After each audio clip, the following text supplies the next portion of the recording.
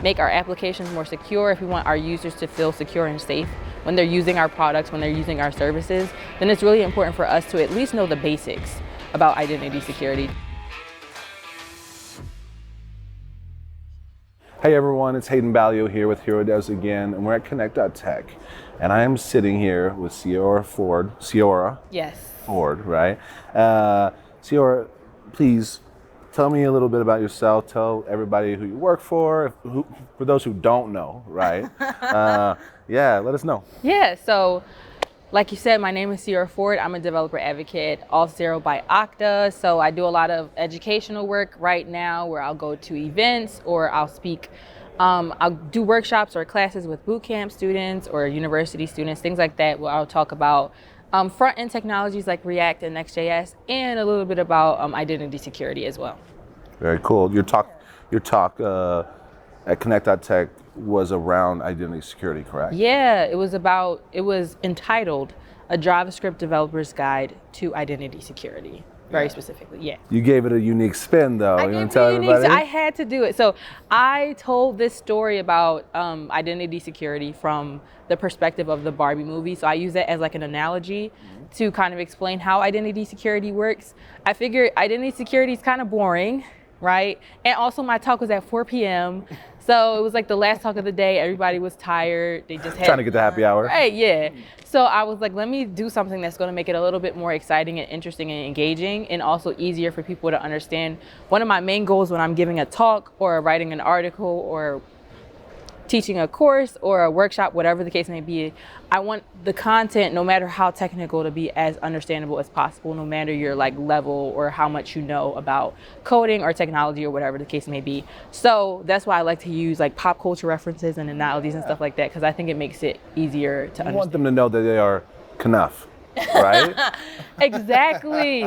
You know, I'm waiting for the moment when I give this talk where someone in the crowd will have the Knuff hoodie on. Someone had don't tempt me. HeroDevs will make us some swag for it, right? Listen, if you do, I'd be down for that, obviously. Hoodie, yeah.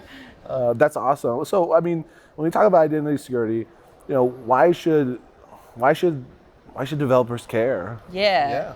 I think it's so. I talk about this a little bit in my talk as well, because if you're especially from the perspective of like a JavaScript developer, a front-end developer, any course you're gonna take is never gonna touch on identity security. So it's something that people just never think of as, you know, a subject they should know about. But there are so many companies that have security breaches, and a lot of these breaches are preventable. And I think the difference is that we don't have a lot of knowledge about identity security. So I think if we want to make our applications more secure, if we want our users to feel secure and safe when they're using our products, when they're using our services, then it's really important for us to at least know the basics about identity security to help prevent like these breaches from happening. And so again, so people can feel safe when they use our stuff.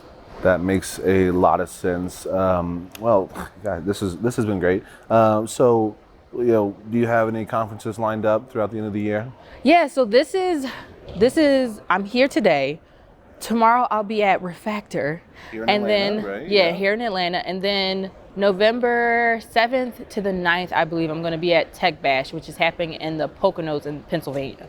Very cool, very cool. So that's my last event of the year, and then I get to just prepare for next year. So nice. Yeah. So anybody watching who may want to follow you, where would they follow you? What's your ads? The best place to follow me will probably be Twitter, because I spend way too much time there. So my username there is Ceora. That's part of your job, right? As a developer advocate. Right. I'm not wasting time. I'm just doing my job there. Yeah, there you go. So my @ there is Ceoreo. That's CEEOREO _. And then also you can find me on LinkedIn. Just search up my name, Ceora. There's like no other Ceora in the world. So yeah. I love it. Well, thank you so much again, Ceora. This was great. And thank you, heroes, for watching. Hopefully we'll have another one of these soon. Keep up to date with us and follow HeroDevs, follow Ceora, and we'll see you next time. Peace.